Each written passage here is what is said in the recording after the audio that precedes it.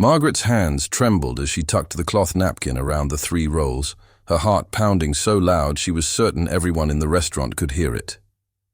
She'd worked at the mariner's table for 11 years without a single blemish on her record, and here she was, 58 years old, stealing bread like some common thief. The weight of it pressed against her apron pocket as she moved between tables, serving customers with the same warm smile she'd perfected over a decade. But tonight, that smile felt like a mask barely holding together. She didn't see the man in the corner booth watching her every move, his silver hair catching the dim light, his sharp eyes missing nothing. She didn't know that Richard Thornton, the billionaire who owned half the commercial real estate in Charleston, had witnessed the entire thing. And she certainly didn't know that what happened next would change both their lives forever. "Where are you watching from tonight?" The mariner's table sat nestled along Charleston's historic waterfront, where the smell of salt and seafood mingled with old Southern charm. Margaret had watched countless sunsets through those tall windows, had served proposals and anniversaries, birthdays and quiet Tuesday dinners to people from all walks of life. The restaurant had become her second home after her husband David passed 7 years ago, leaving her with memories and a mortgage she could barely manage on a waitress's salary. She'd raised 2 children in Charleston, watched them grow and move away to pursue their own dreams. Her daughter Emma lived in Seattle now, working as a graphic designer. Her son Michael was somewhere in Europe, teaching English and finding himself. Margaret was proud of them, truly proud, but the empty nest had left her feeling unmoored sometimes, like a boat that had slipped its anchor. Tonight had started like any other Thursday evening. The restaurant buzzed with its usual crowd, mostly regulars who knew Margaret by name and asked about her garden or her grandchildren. She'd served the Hendersons their usual booth, recommended the grouper to a couple celebrating their anniversary, and refilled sweet tea so many times she'd lost count. Richard Thornton had come in alone, requesting a quiet corner booth. Margaret recognized him immediately. Everyone in Charleston knew his face from the business section and charity galas. But she treated him like any other customer, bringing him water with lemon and giving him time to browse the menu. He'd ordered simply the she-crab soup and blackened mahi-mahi, a glass of bourbon, neat, what Margaret didn't tell anyone. What she'd kept locked in her chest like a secret too heavy to share was that her financial situation had become desperate.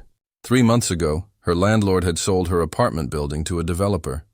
The new owner wanted to renovate and triple the rent. She'd been searching for something affordable, but Charleston's housing market had exploded, and everything was far beyond her reach. She'd been staying with her friend Gloria, sleeping on a couch, her belongings in storage, trying to save every penny. But that wasn't even the real crisis. 2 weeks ago, Emma had called with news that shattered Margaret's carefully constructed composure. Her daughter was pregnant, high risk, and had been ordered on bed rest for the remainder of her pregnancy. Emma's husband had lost his job the month before, and they were drowning. The medical bills were piling up, and Emma's voice had cracked when she'd tried to assure Margaret everything would be fine. Margaret had wired her what little savings she had left, money she'd been setting. Aside for a security deposit on a new apartment, she'd told Emma it was money she didn't need, that she was fine, that everything was fine. She'd lied with the ease of a mother who'd been protecting her children their whole lives. The past 2 weeks had been a blur of double shifts and skipped meals. Margaret had been eating the free staff meal before her shift and rationing crackers she kept in her locker. She'd lost 8 pounds she couldn't afford to lose, and her uniform had started hanging loose on her frame. Tonight, as she'd cleared the breadbasket from table 12, she'd stared at those 3 untouched rolls. Fresh, warm, wrapped in that soft cloth napkin. Her stomach had clenched with hunger, but more than that, she'd thought of Gloria. Her friend had been so generous, never asking for rent, but Margaret knew money was tight for her too. Gloria loved bread with her morning coffee, always had. It was such a small thing, but Margaret wanted to give her something, anything, to say thank you. The decision had taken seconds. She'd glanced around, her conscience screaming at her even as her hands moved almost of their own accord, tucking the napkin with its precious cargo into her apron pocket. The shame had hit her immediately, hot and suffocating, but she'd kept walking, kept smiling, kept being the Margaret everyone expected to see. She'd just finished taking an order from table 6 when she felt a presence behind her. She turned to find Richard Thornton standing there, his bourbon finished, his dinner plate clean. His face was unreadable, but his eyes held something she couldn't quite place. "Miss," he said quietly, his voice low enough that no one else could hear. "Could I speak with you for a moment? Perhaps in the manager's office?" Margaret's blood turned to ice. Her mouth went dry. She knew, somehow he knew. She glanced toward the kitchen, toward the exit, her mind racing through impossible scenarios. But there was nowhere to run, nowhere to hide from what she'd done. The bread in her pocket suddenly felt like it weighed 1,000 pounds. "Of course," she managed to say, her voice steadier than she felt. "Right this way, sir." As she led him toward the back of the restaurant, past tables full of people enjoying their meals without a care in the world. Margaret wondered if this was how her story would end. Fired, humiliated, possibly arrested for something as small as 3 rolls of bread. She thought of Emma, of the baby coming, of Gloria's couch and her clothes in storage, and she felt the walls closing in. The manager's office was barely more than a closet with a desk and a filing cabinet. Margaret stood by the door, her hands clasped in front of her, while Richard Thornton closed it behind them. The small space suddenly felt impossibly tiny, the air thick with her shame and fear. She could hear the muffled sounds of the restaurant beyond the thin walls, laughter and conversation that seemed to belong to a different world entirely. "Please, sit down," Richard said, gesturing to the chair across from the desk. His voice wasn't angry, which somehow made it worse. Margaret would have preferred anger. At least then she'd know what she was facing. She sank into the chair, her legs grateful for the support they'd been denying themselves. Up close, she could see that Richard Thornton's face carried its own weariness, lines around his eyes that spoke of long nights and heavy decisions. He was probably around 70, she guessed, with that distinguished silver hair and expensive suit that probably cost more than she made in 6 months. "I saw you take the bread," he said simply. No preamble, no softening of the blow. Margaret felt her eyes sting with tears she refused to let fall. She nodded, unable to form words. What was there to say? She'd been caught. There was no defense, no excuse that would make it acceptable. "I need to know why," Richard continued, leaning back against the desk. "You've worked here for years. I asked the hostess about you while you were serving table 6. She said you're the most honest, hard-working person she knows. She said customers ask for you by name, that you've never missed a shift even when you were sick. So I need to understand, why would you risk all of that for 3 rolls of bread?" The question hung in the air between them. Margaret's throat tightened. She hadn't expected this, hadn't expected him to care about the why. She'd expected accusation, termination, maybe even the police. But there was something in his face, something that looked almost like concern.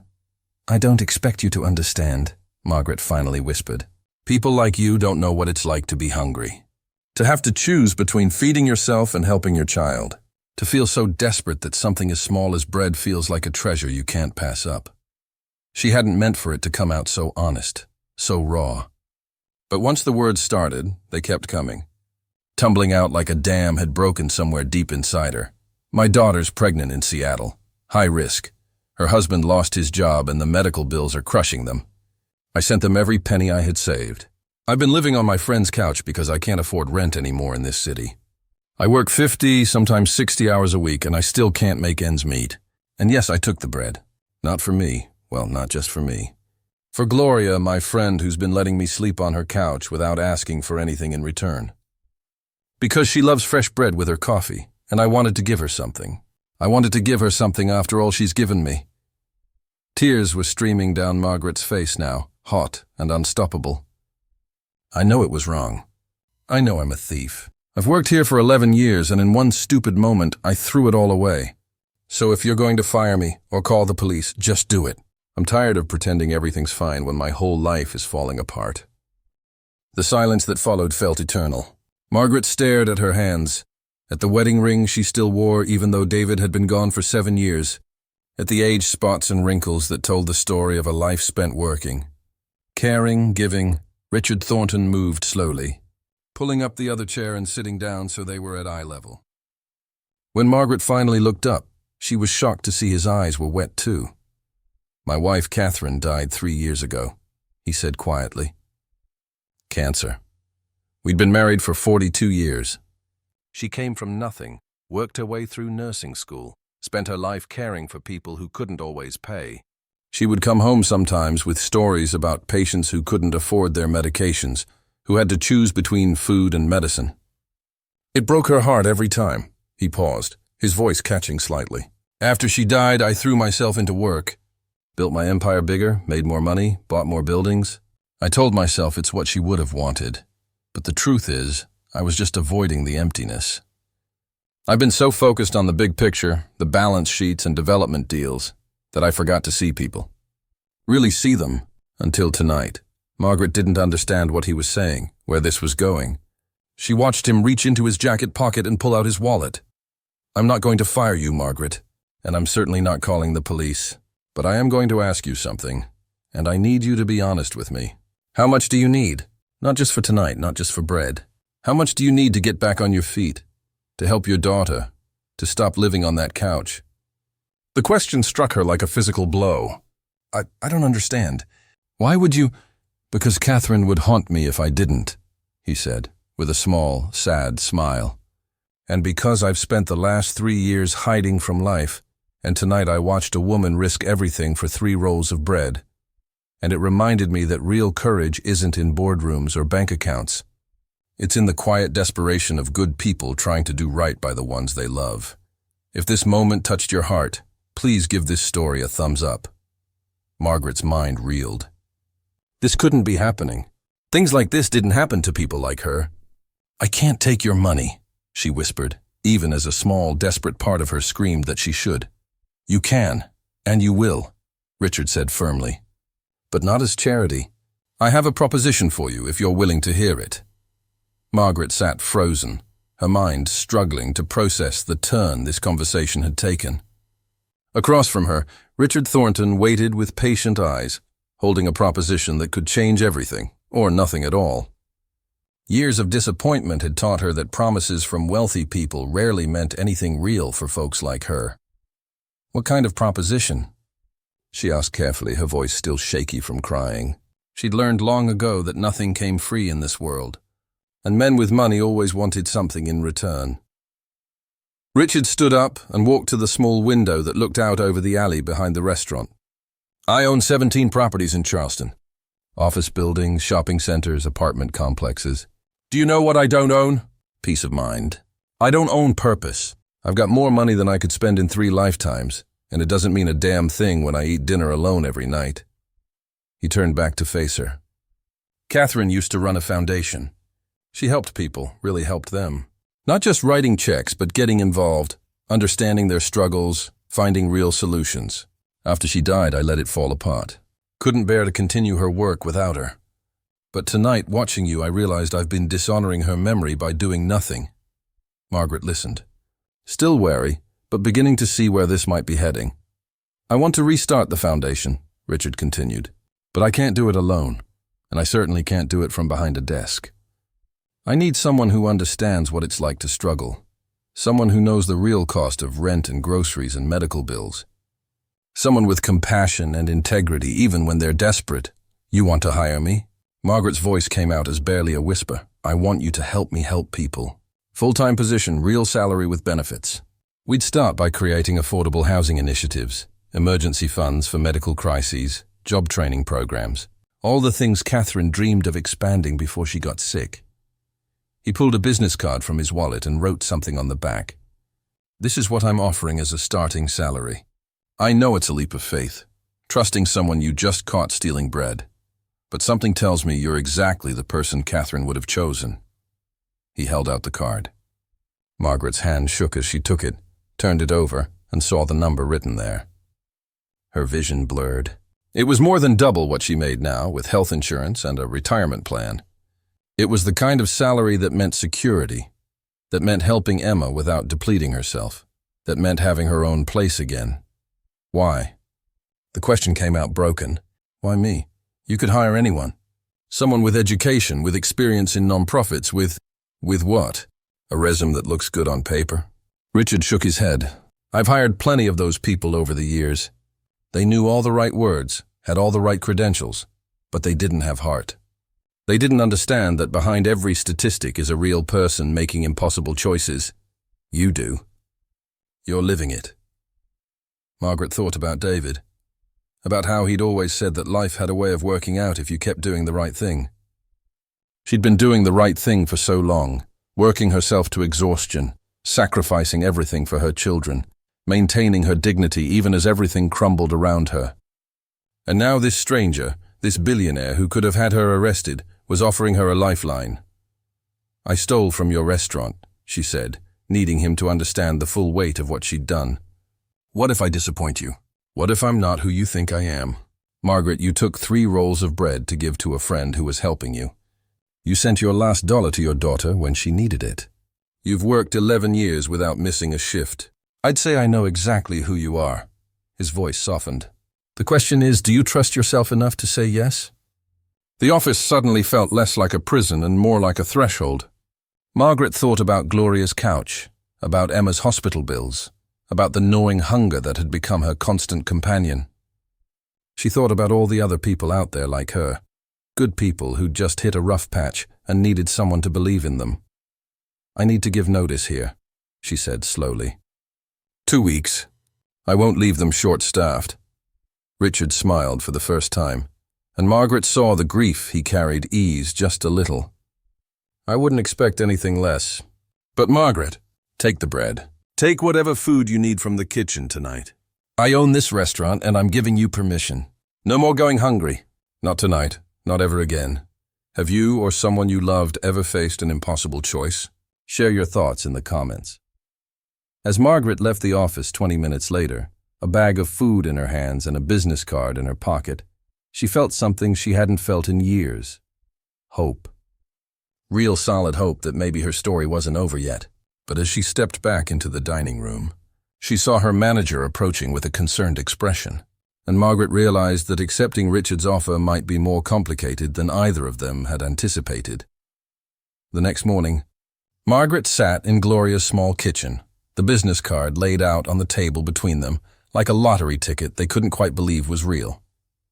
Sunlight streamed through the window, illuminating the steam rising from their coffee cups. Margaret had brought fresh croissants from the bag of food Richard had sent her home with, and Gloria kept touching them like they might disappear.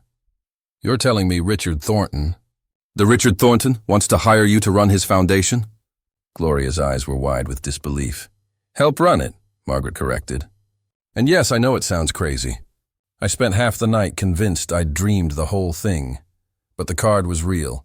The number written on it was real. And the message Richard had sent that morning was definitely real. Meet me at my office Monday at 9. We have work to do. The conversation with her manager last night had gone better than expected. When Margaret explained she'd be giving notice for a better opportunity, Lisa had hugged her and said it was about time something good happened to her. The staff had been surprised but supportive, already planning a goodbye party for her last shift. Margaret called Emma that afternoon. Her daughter cried when she heard about the job offer, about the salary that meant Margaret could help with medical bills without sacrificing her own security. Mom, this is a miracle, Emma sobbed. I've been so worried about you. I know, sweetheart. But we're going to be okay now. All of us. That weekend passed in a blur. Margaret went apartment hunting and found a small one-bedroom with a view of a garden. The landlord accepted her application when she showed him her new employment letter. She moved her belongings out of storage, hung her favorite pictures, arranged her books. For the first time in months, she had a space of her own. Monday morning, Margaret dressed in her best outfit, a simple navy dress she'd bought at a consignment shop years ago, and took the bus to the downtown office building. Richard's company occupied the top 3 floors. The lobby was all marble and glass, so different from the warm wood and nautical decor of the restaurant. She almost turned around 3 times before forcing herself into the elevator. Richard met her personally, introducing her to his assistant Maria, and giving her a tour of the office that would be hers. It overlooked the harbor, the same view she'd served beside for 11 years, but from 40 stories higher. I've been making lists, Richard said, spreading papers across the conference table. Housing initiatives, medical assistance programs, job training. But I need your input. What do people really need? What would have helped you? Margaret looked at the lists, at the budgets that contained more zeros than she could comfortably process, and felt the weight of responsibility settle on her shoulders. This was real. This was happening. People need dignity, she said slowly. They need help that doesn't make them feel like charity cases. They need someone to see them as whole people, not just their problems. Richard nodded, scribbling notes. Catherine always said the same thing. She'd visit people in their homes, learn their stories, treat them like friends rather than statistics. They worked through lunch, Margaret sharing insights from her years of struggle, Richard translating them into actionable programs. They debated, laughed, disagreed, and compromised. By the end of the day, they had the skeleton of something real, a foundation that would provide emergency housing assistance, cover medical expenses for families in crisis, and offer interest-free loans for education and job training. We'll call it the Catherine Thornton Foundation, Richard said. But the heart of it, the soul, that's going to be you, Margaret. Over the following weeks, the foundation took shape. They hired a small staff, established partnerships with local hospitals and landlords, created application processes that were thorough but not demeaning. Margaret interviewed every applicant personally, just as Richard interviewed her, not looking at just their circumstances, but seeing the whole person. The first family they helped was a young couple whose son needed surgery they couldn't afford. Margaret sat with them in the hospital while Richard worked out the payment details. The mother's tears of relief reminded Margaret of her own desperate phone calls with Emma. The foundation paid Emma's medical bills too, at Margaret's insistence and Richard's agreement. "You can't help others if you're still drowning yourself," he'd said. By the time Margaret's grandson was born healthy and perfect in Seattle, she had helped 17 families avoid eviction, covered medical costs for 8 children, and was working on a partnership with local businesses to create job training programs. If you've been moved by Margaret's story, please subscribe to our channel for more uplifting tales of hope and humanity. One evening, as they reviewed applications in the conference room, Richard looked up from his papers. "You know, I've been thinking about the bread. About that night in the restaurant?" Margaret smiled. "I still can't believe that's how this started. Catherine always said that God works through the smallest moments, if we're paying attention." He paused, his voice thick with emotion. "I'd stopped paying attention. But you reminded me how." Margaret reached across the table and squeezed his hand. "She'd be proud of what we're building." "She'd be proud of you," Richard corrected. "So am I." As Margaret rode the bus home that night to her own apartment, she thought about how close she'd come to giving up, to believing that her story was one of loss and struggle with no hope of redemption. She'd been wrong. 6 months after that fateful night at the Mariners' table, Margaret stood in the community center the Catherine Thornton Foundation had opened in one of Charleston's most underserved neighborhoods. The space hummed with life, children in the after-school program doing homework, adults attending a job skills workshop, families meeting with counselors about housing assistance. The walls displayed photos of the people they'd helped, each face telling a story of resilience and hope. Emma had flown in from Seattle with baby Henry, now 3 months old and perfect in every way. Margaret held her grandson, breathing in that sweet baby smell, marveling at his tiny fingers wrapped around hers. Her daughter looked healthy and rested, the dark circles gone from under her eyes. Emma's husband had found a good job, and they'd moved into a nicer apartment. The foundation's assistance had given them the breathing room they needed to rebuild. "I still can't believe this is your life now, Mom," Emma said, watching Margaret rock the baby with practiced ease. "You're changing so many lives." "Someone changed mine first," Margaret replied, glancing across the room to where Richard was talking with a young mother about their rental assistance program. He'd become more than her employer. He'd become her friend, her partner in this mission. Family. Gloria arrived with a group from her church, bringing donations of clothes and household items. She'd become one of the foundation's most dedicated volunteers, organizing donation drives and welcome baskets for families moving into stable housing. "You know," Gloria said, hugging Margaret, "I always knew sharing my couch with you was the right thing to do. but I had no idea it would lead to all this. Margaret laughed. Neither did I. All I wanted was to give you some bread. And instead you gave a whole lot of people hope.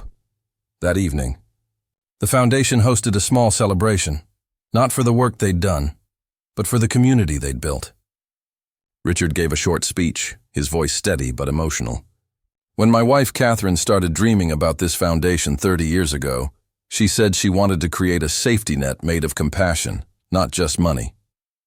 She wanted to catch people before they fell too far, to remind them they weren't alone. I let that dream die when she did. I'm grateful every day that Margaret didn't let me stay lost in my grief. She reminded me that Catherine's dream was worth fighting for. Margaret spoke too, though she'd tried to avoid it. I stood in that restaurant office 6 months ago, certain my life was over. I'd made a terrible choice out of desperation, and I thought I'd pay for it with everything I'd worked for. Instead, I found grace. I found purpose. I found family. Every person who walks through our doors now gets to find those things too. Not because they've earned it or deserved it, but because they're human beings who hit a rough patch and need someone to believe in them. She looked out at the faces gathered, the families they'd helped, the volunteers who'd joined their mission, the staff who worked tirelessly to make Catherine's dream a reality. We can't save everyone. We can't fix every problem, but we can be the person who sees someone in their darkest moment and says, "You matter. Your story doesn't end here. Let me help."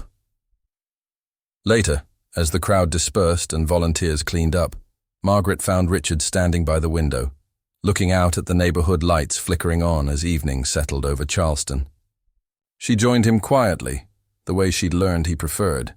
No need for constant conversation, just companionship. "Catherine would have loved this," he said finally. "She would have loved you. I wish I could have known her." You do, in a way. Every time you sit with someone and really listen to their story, every time you fight for someone who can't fight for themselves, every time you see dignity in desperation, that's Catherine. That's what she taught me, even though I forgot for a while. Margaret thought about that night, about the 3 rolls of bread that had felt so heavy in her pocket, about how close she'd come to losing everything. "You know what I've learned," she said. "Rock bottom isn't the end of your story. Sometimes it's the beginning. Sometimes you have to fall all the way down before you can see who's really there to catch you. And sometimes," Richard added with a small smile, "you have to watch someone else fall before you remember how to reach out and help."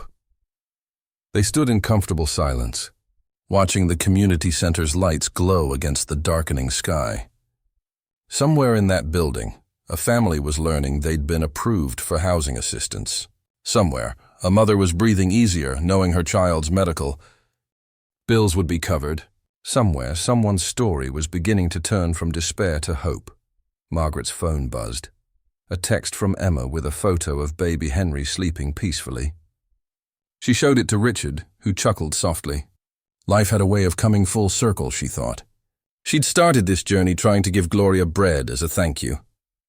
Now she had an apartment of her own, her daughter and grandson were thriving, and she spent her days giving hope to people who needed it most. Ready to go home? Richard asked. "Big day tomorrow. We've got 6 new applications to review." "Ready," Margaret said. But she took one more look around the community center, at the life and hope filling every corner, and silently thanked Catherine Thornton, a woman she'd never met, but whose legacy had saved her life and countless others. If you've enjoyed Margaret's journey from desperation to purpose, please like this video, share your own stories of unexpected grace in the comments below, and subscribe to our channel for more heartwarming tales that remind us all that kindness can change everything. Thank you for being here, for opening your heart to this story, and for believing, as we do, that everyone deserves a second chance. Until next time, may you find grace in unexpected places, and may you be grace to someone who needs it.